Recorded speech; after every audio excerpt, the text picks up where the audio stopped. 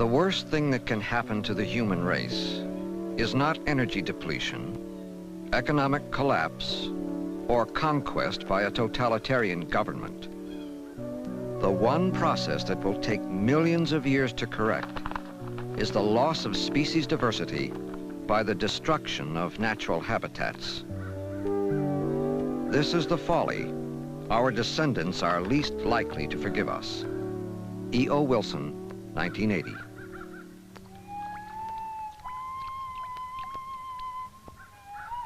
Each organism on the planet, whether it flies, swims, blossoms, or walks erect, is closely tied to a location where particular conditions prevail. This location is its habitat. In one way or another, plants and animals are being deprived of the habitats to which they are adapted.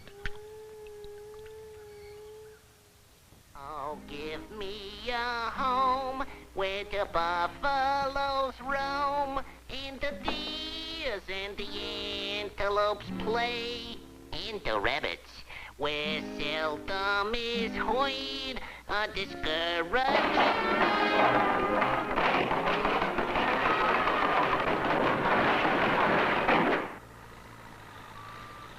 The worldwide destruction of habitats is causing the extinction of species.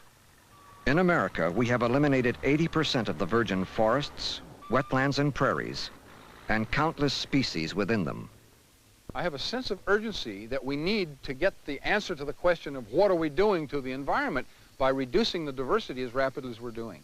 250,000 people are added to the world population each day. They have to eat, they use resources, they use paper, they want a space to live, and with all this resource use, especially in the United States, but in other countries too, whether rich or poor, you use land, you use ecosystems, and net result is tremendous devastation, extinction wherever you look.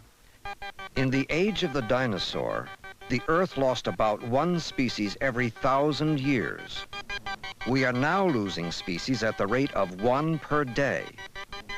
It is predicted that in the next 3 decades, 15 to 20% of all forms of life now on Earth will no longer exist. There is a growing awareness that when we lose a species forever, we lose more than beauty, more than a living companion on the planet.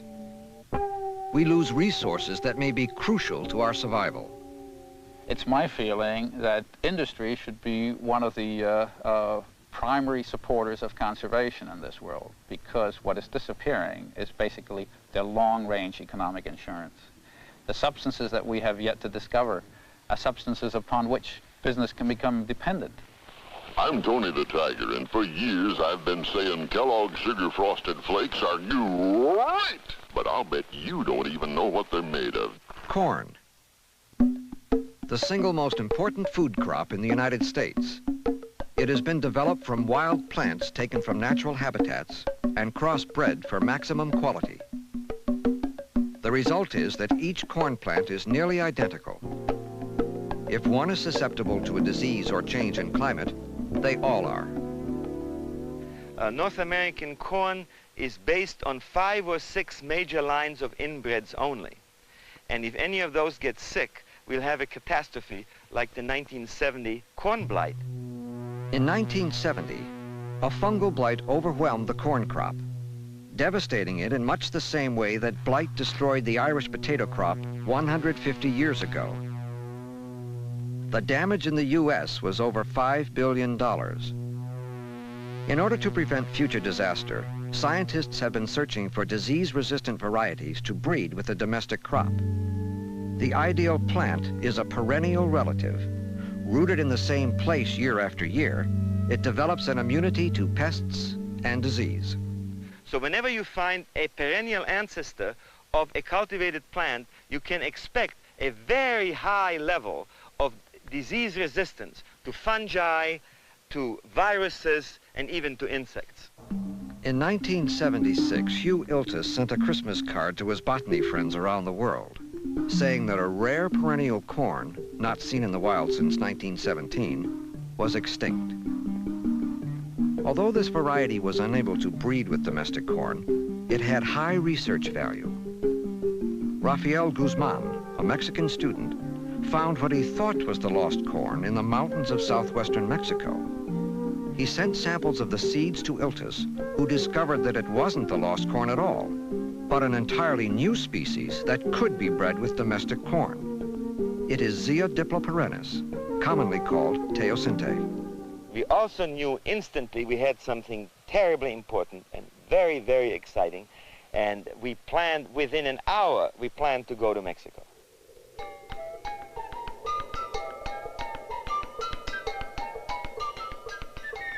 For 10, 11 hours, we were slowly trudging our way up through the cloud forest.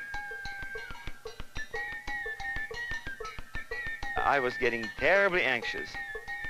I wanted to know what was this plant like. And eventually we got to the top. Rafael yelled, "Here it is!" And I looked around and there were hundreds of plants.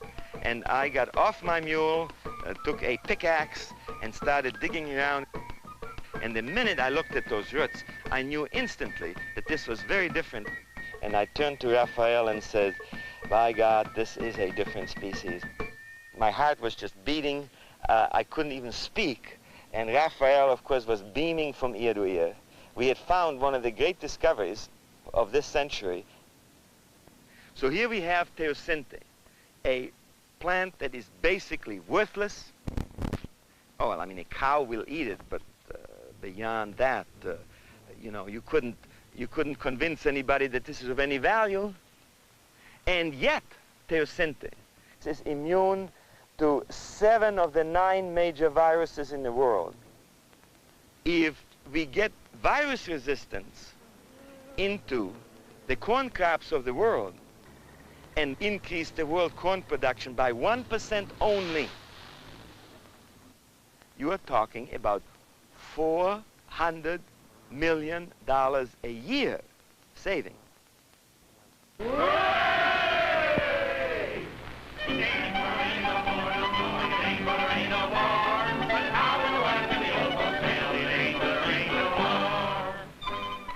Would Noah have recognized the hidden value in teosinte?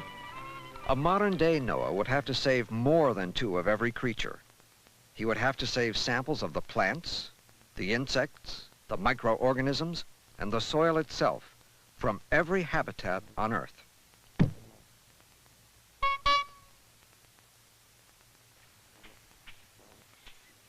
Our conservation effort is in some ways misguided. If you think of the condor, if you think of the golden eagle, if you think of the elephants, these are the species which by virtue of size we're familiar with. And granted, these are species that have to be preserved, but it's only the tip of the iceberg. There's a whole scale that extends down to the tiniest little things in the soil. They too have an intrinsic value.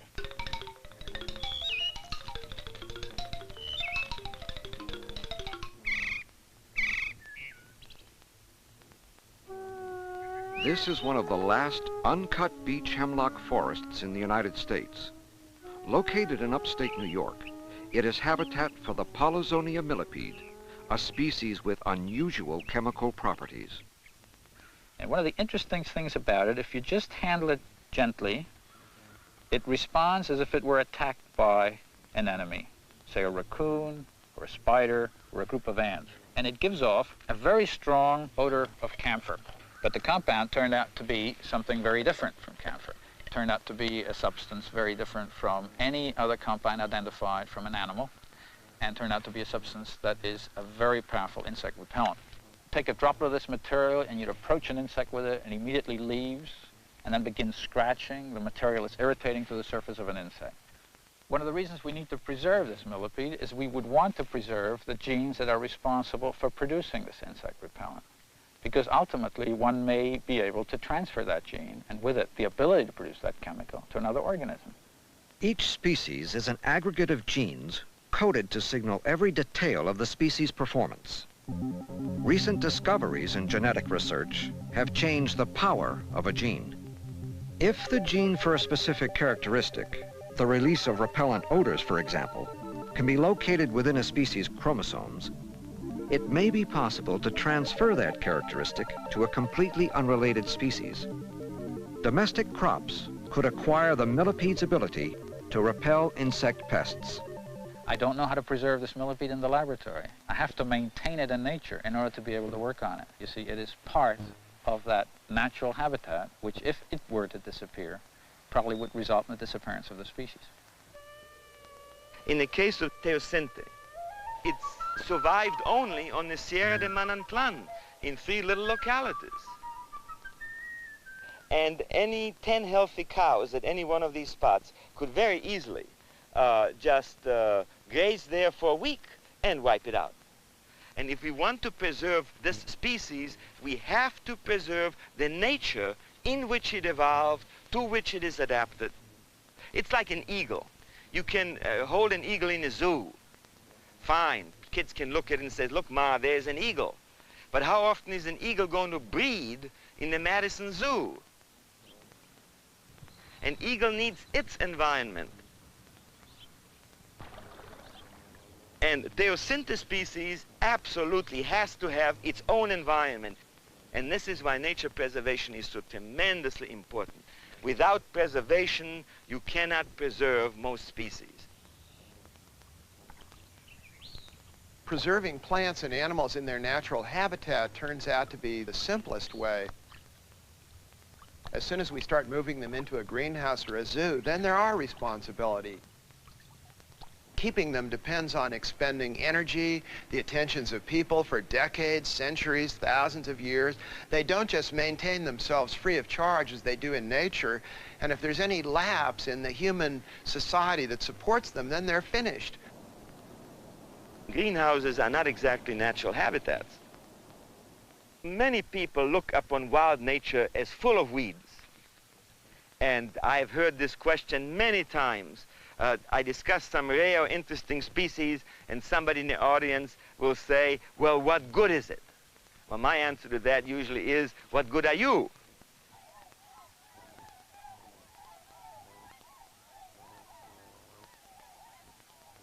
The Pine Barrens of New Jersey, a vast habitat of oaks, cedars, and pines rooted in a soil more than half composed of sand.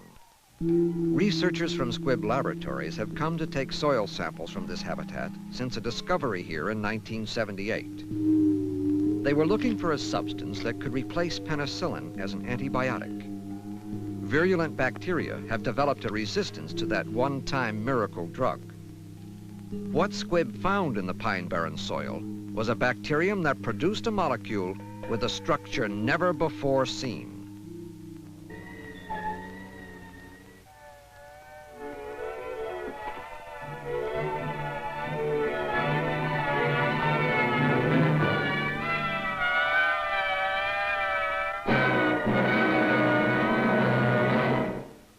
It turned out that this was a very fascinating discovery. This was a novel beta-lactam antibiotic like penicillins and cephalosporins, but a different structure, which has led to a whole new family of antibiotic molecules called monobactams. The discovery has led to new treatments for meningitis, gonorrhea, and hospital infections that affect more than 1 million people a year in the United States alone. The value to industry of naturally produced molecules is certainly in the area of millions of dollars, if not billions of dollars. For example, penicillin is a naturally occurring molecule. All penicillins that are sold on the market today, all cephalosporins, in fact the large majority of antibiotics, and that's a $10 billion market, are actually naturally occurring molecules. What was found in the Pine Barren soil may save the lives of millions. Almost half of all medical prescriptions are derived from nature, yet only 2% of the world's plant and animal species have even been investigated for their chemical properties. Habitats on land and beneath the sea harbor species entirely unknown to us.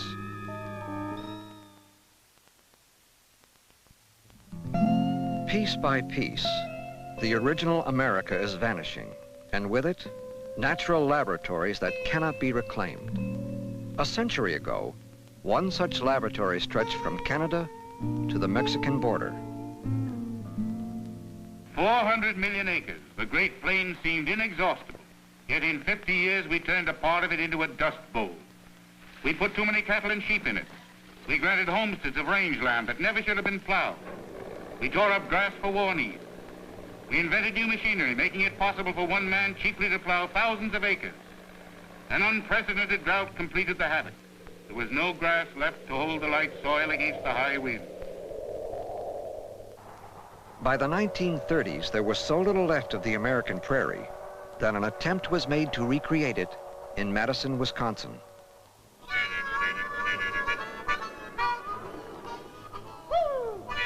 What happened here was the development of a prairie to let future generations know what the prairie was like. The plants were put in one species at a time, the Indian grass, the goldenrod, the blazing star, and others. Work in the prairie involved much heat, much wind, much perspiration. Sometimes your back was covered with mosquitoes. It just requires much devotion to the project in order to stay with it. Nobody knows how long it would take to establish a prairie, but one guess is that it may be as much as 1,000 years. This abandoned farm field is now the Curtis Prairie.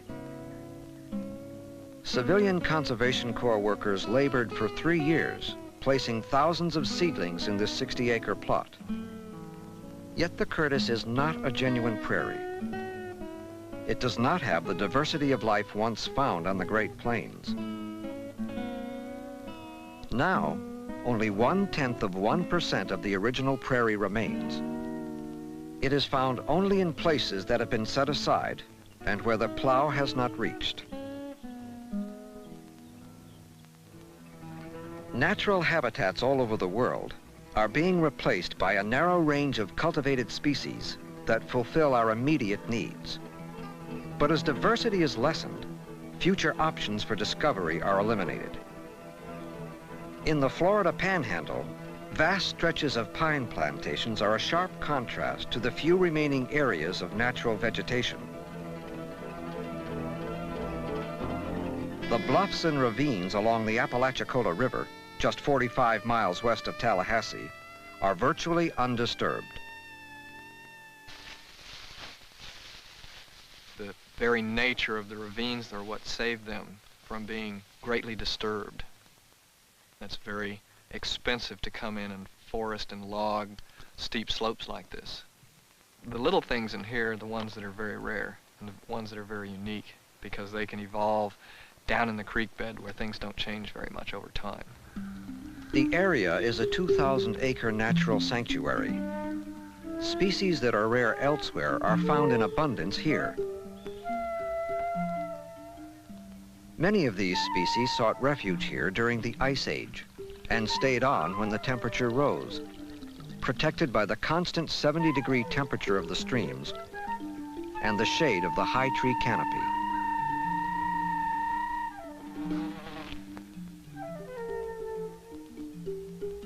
As in all habitats, the interactions between plants, animals, soil, water, and air cannot be duplicated.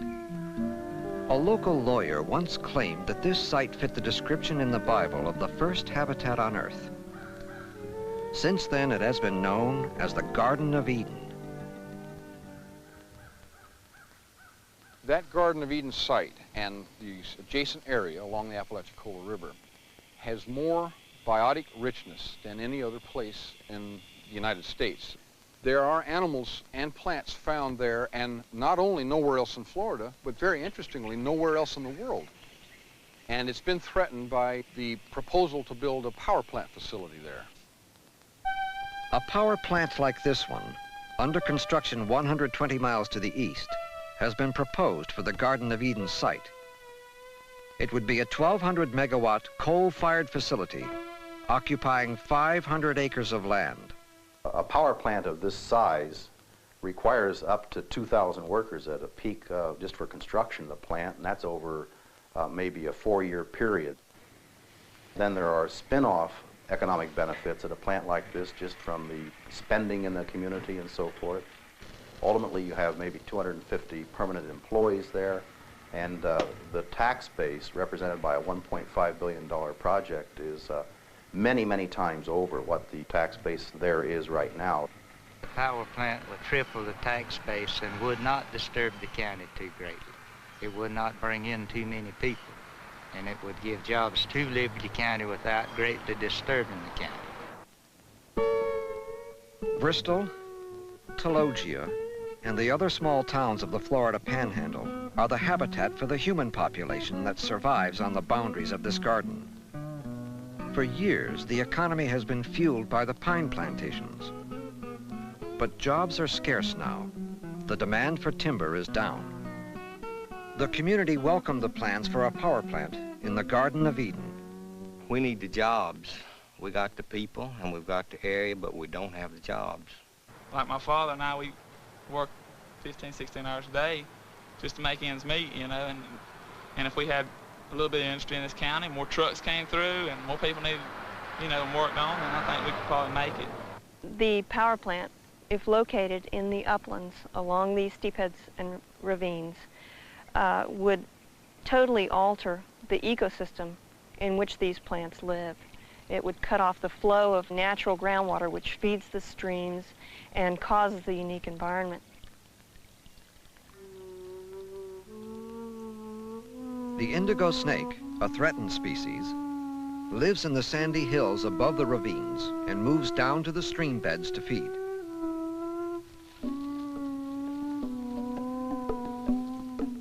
The garden is the southern limit of the copperhead. It survives on the great variety of salamanders and frogs that, in turn, are nurtured by the richness of insect life. The Terrea taxifolia, a conifer once used in the building of ships, is now limited to a handful of individual trees, nearly all in the Garden of Eden. This variety of dusky salamander may live nowhere else on Earth.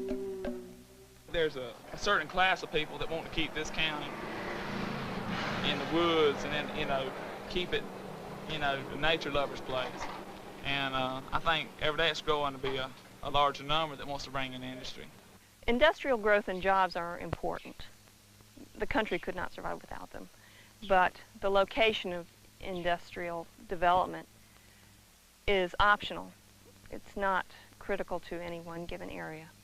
And in that respect, the steepheads and ravines are more important than industrial development.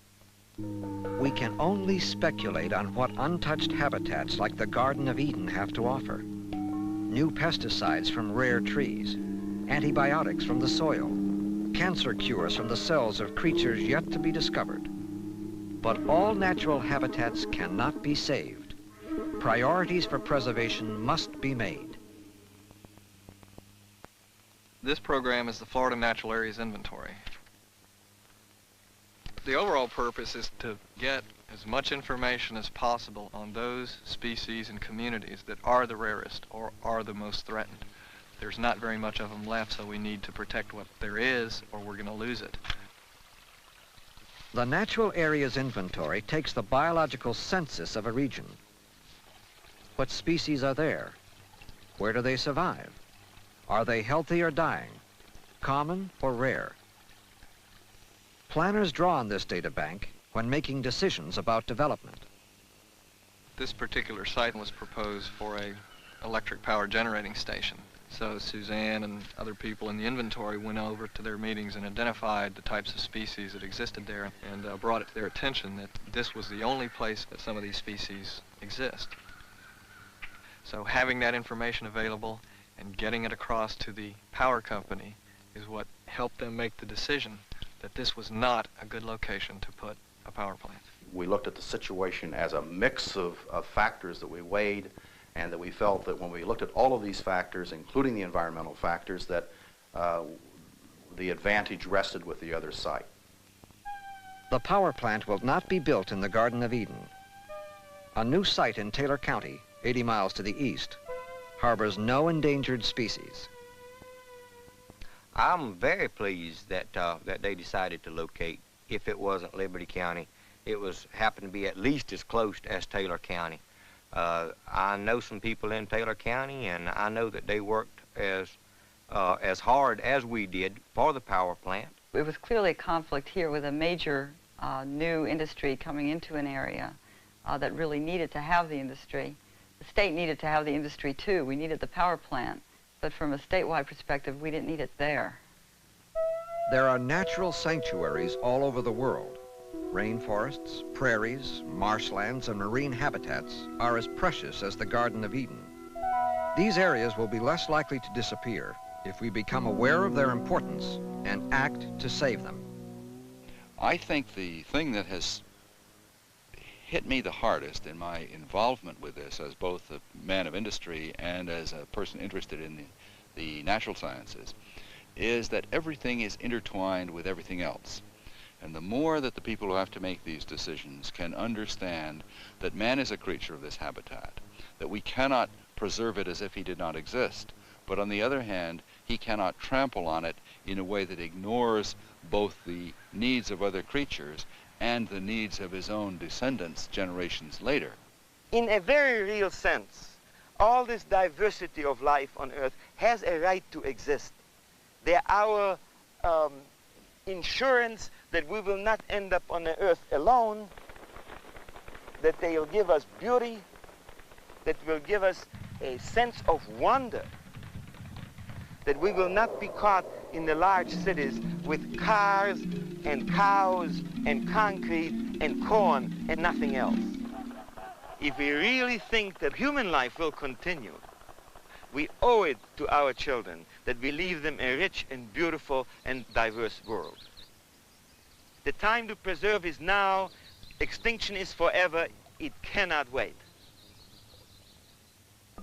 The Nature Conservancy, a national conservation organization, secured $1 million in private contributions to acquire the Garden of Eden. The organization now owns and manages the area as a natural preserve.